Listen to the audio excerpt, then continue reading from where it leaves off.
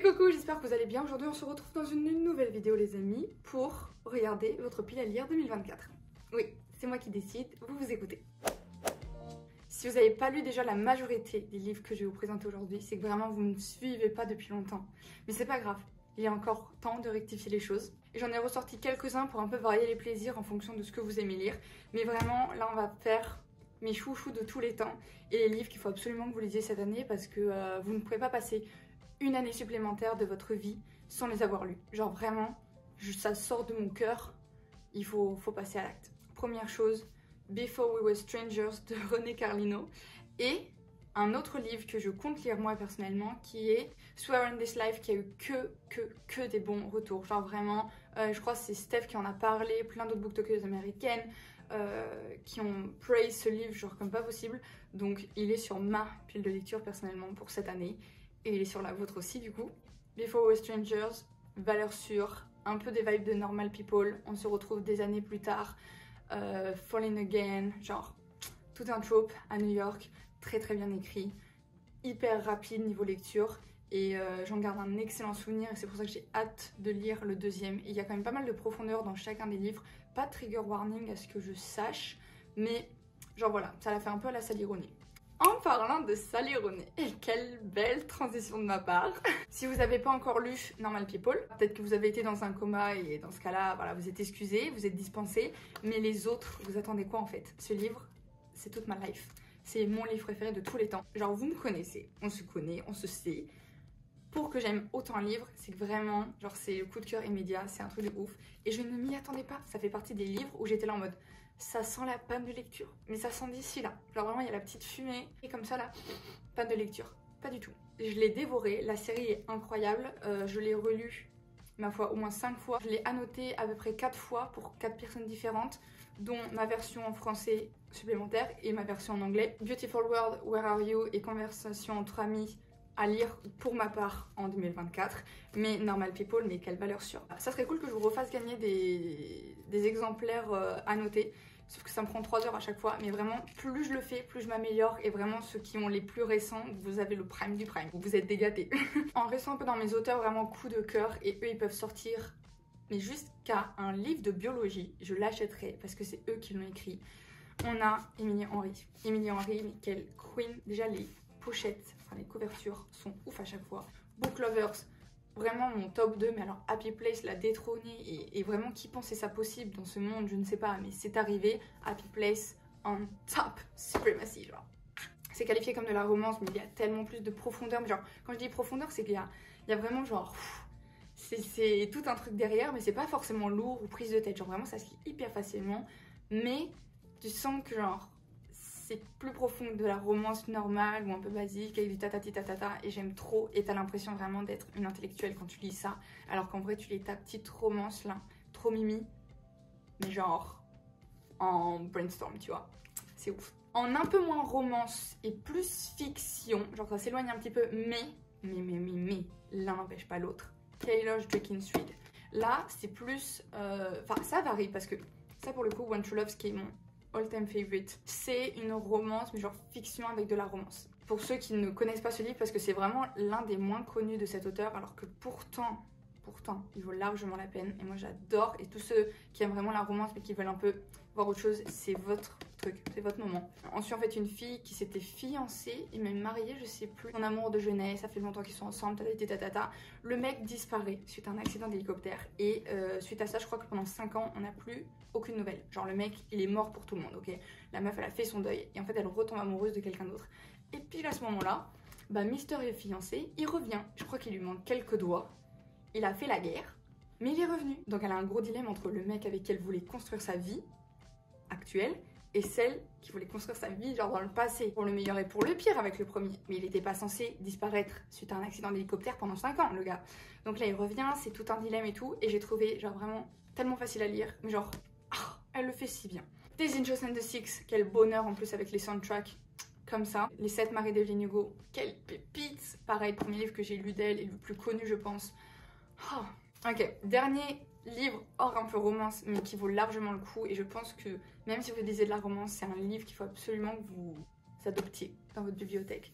The Midnight Library de Matt Haig, qui est un all-time favorite pour moi. Genre vraiment, c'est un livre que je relis souvent. C'est vraiment genre une problématique de vie que j'ai toujours en tête. Et d'avoir trouvé un livre qui en parlait et qui expliquait aussi bien les choses, ça m'a tellement fait penser, réfléchir, voyager, genre dans la plus grande des simplicités, vraiment. Parce que moi, j'aime pas me prendre la tête. Hein. Tous les livres où je vous dis ça fait réfléchir, Nemo, il pourrait s'en sortir. Et Dory encore plus.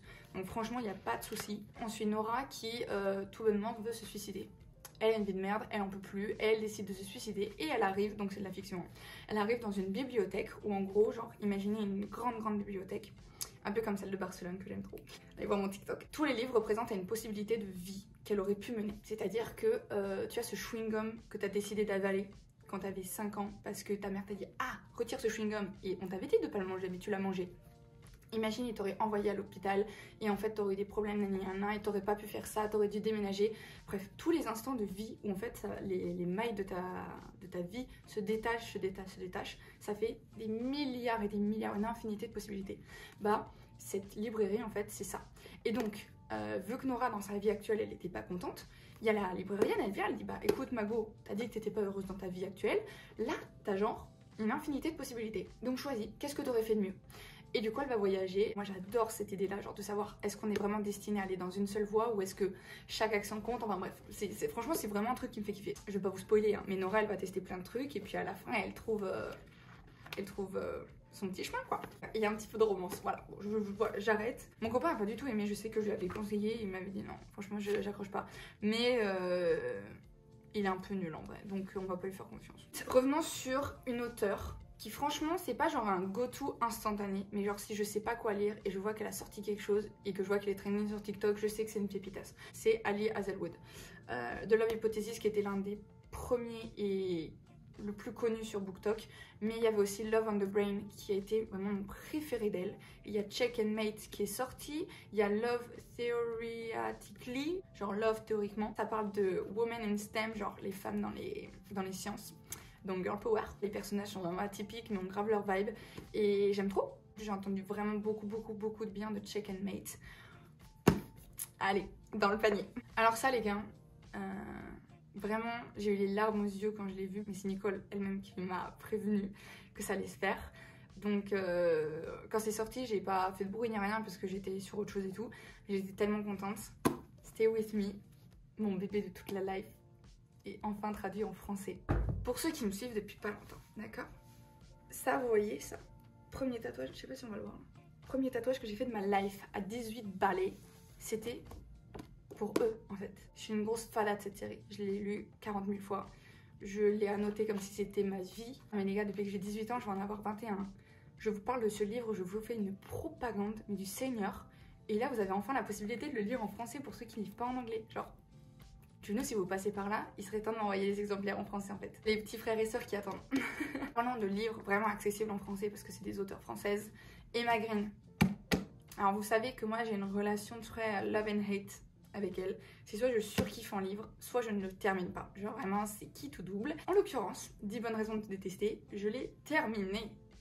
Et je l'ai adoré. Donc en gros on suit Art Payton qui va s'amouracher d'un petit jeune homme à Paris dans un hôtel pendant une nuit. Le tiroir va se remplir. Et qu'elle en fait elle va partir à Hawaï, là où elle a toujours rêvé de vivre et tout, de faire sa life. Avec du coup ses deux ptios. Le bad boy là, et ben, il se rend compte qu'en fait il a 2 gosses. Et il est en mode bah écoute, ça c'était pas au programme et c'était pas non plus annoncé sur le flyer. Tout ça se passe à Hawaï et ce qui est quand même le plot le plus important parce que c'est tellement cool, genre toutes les activités et tout. Ouf, les petits sont adorables, genre vraiment c'est pas le chiard, genre nul. C'est vraiment 2 gamins hyper attachants que j'adore. Et leur relation un peu love to hate, genre elle est ouf. Je vous le conseille à 100%. On peut continuer dans le BookTok français avec la reine Morgane Moncombe. Genre vraiment, praise. Un automne pour te pardonner et un hiver pour te résister que j'ai reçu aujourd'hui. Et les couves sont magnifiques. Genre vraiment, quel plaisir. Mais alors Morgane, va falloir arrêter de faire des armes blanches. Un tome par saison. Là on a l'automne, là on a l'hiver. Devinez ce qui vient après, le printemps et l'été, c'est bien. Alors celui-là je vais pas vous dire de quoi ça parle parce que je sais pas du tout. J'ai pas encore lu le résumé, je pense pas le faire avant de le lire. Mais par contre celui-là, on suit du coup Camélia qui se faisait un peu harceler par Lou et son meilleur pote, comment il s'appelait déjà, Rory, quand ils étaient au lycée. Quelque chose se passe les amis. Elle devient avocate, elle fait un peu la justicière et tout. Elle a encore le mort pour ce qui s'est passé au lycée. Et là elle apprend que Rory, son ancien harceleur, en tout cas le pote de son harceleur Lou, mais la petite bande là de canailles, il est dead. Il est dead comme ça, suite à une soirée, et le principal suspect, c'est Lou, genre son meilleur pote, qui l'a harcelé au lycée. Devinez quoi? Elle va tout faire pour devenir l'avocate de Lou, pour l'aider, mais pas vraiment, tu vois. Et là, c'est Enemies to Lovers, avec du coup tout le plot de mystère. Qu'est-ce qui s'est passé ce soir-là? C'était en plus l'anniversaire de Rory, je crois. Qu'est-ce qui s'était passé même au lycée quand il a harcelé, genre... Bref, très complet. Dark Academy, mystère, romance, action même. Temps. Et ça par contre je vais le lire dans très peu de temps parce que je compte vous faire un reading marathon, 24 heures de lecture. Alors les gars, il va falloir que je me prépare parce que moi 24 heures sans dormir ça va être très compliqué. Je pense lire ce livre là, donc vous allez avoir des réponses très rapidement et de toute façon ça sera avant la fin de ce mois-ci, donc vous aurez la réponse au pire dans les récaps.